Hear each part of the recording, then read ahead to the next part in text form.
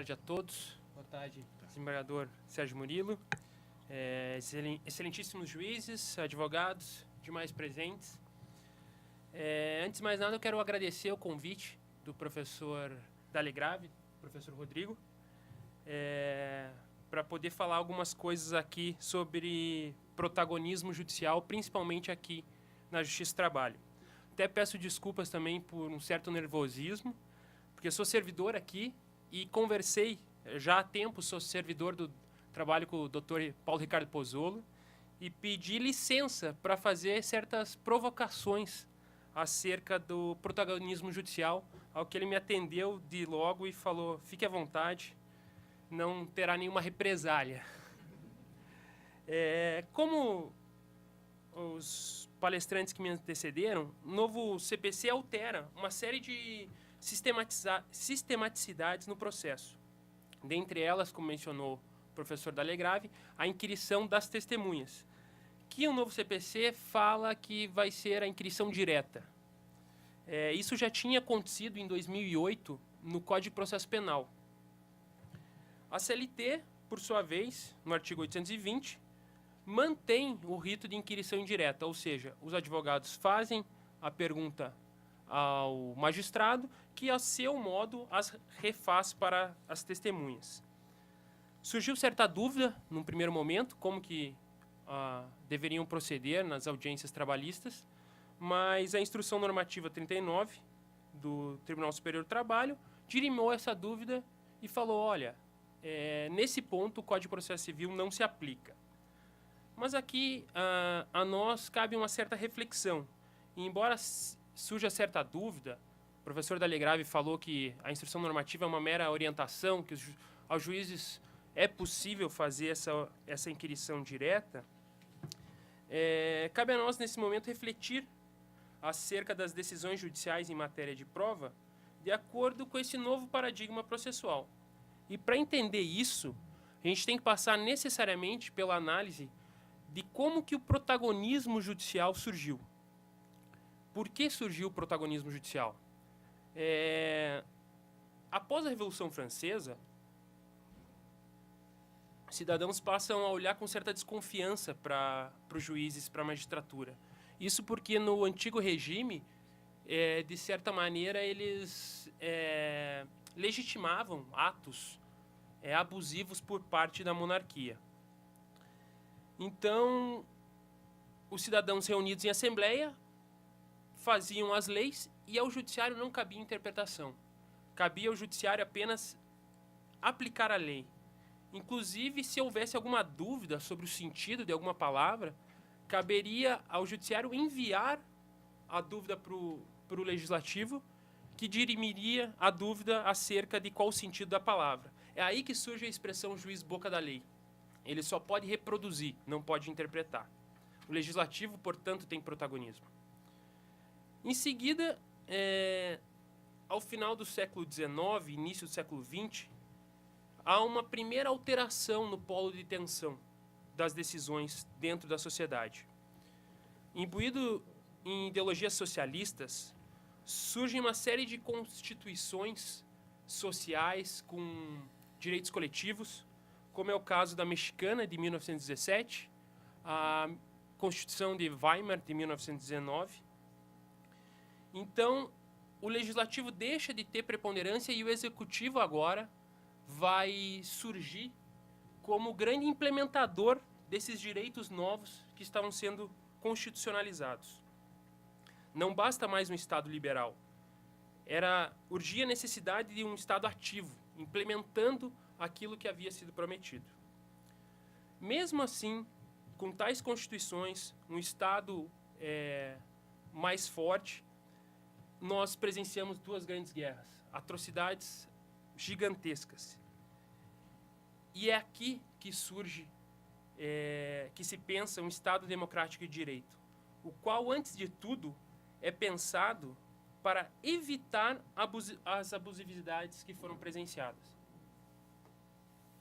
Nós tínhamos que criar mecanismos de previsão para evitar que eventuais maiorias ou algum governante cometesse uma série de atrocidades.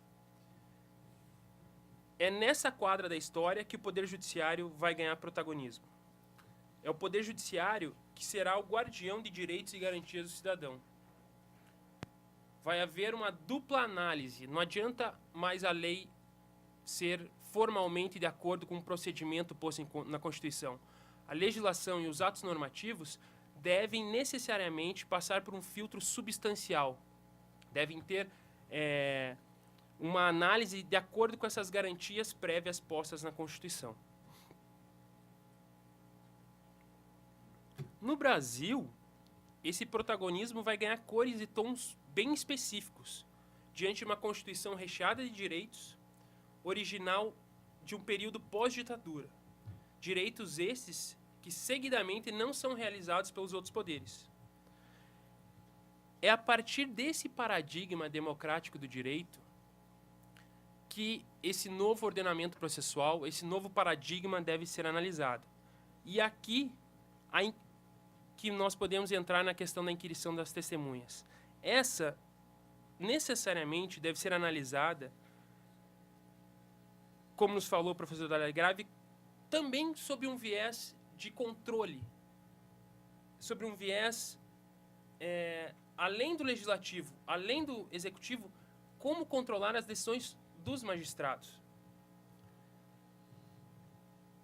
É nesse ponto que o novo CPC eleva o contraditório a um patamar central no desenvolvimento da relação processual, o que significa garantir às partes que suas razões servirão de influência ao juiz, seja durante o processo, seja no conteúdo da decisão.